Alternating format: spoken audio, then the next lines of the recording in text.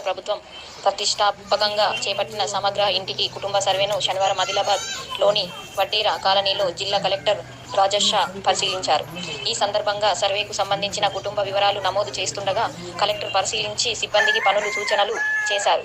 సర్వేను ఎలాంటి తప్పులు లేకుండా పకడ్బందీగా నిర్వహించాలని సూచించారు. కలెక్టర్ వెంట మున్సిపల్ కమిషనర్ రాజ్, తహసీల్దార్ తదితరులు ఉన్నారు.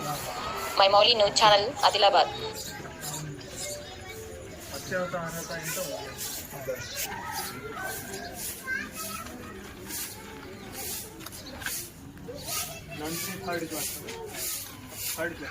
మూడో తరగతి దానికి కూడా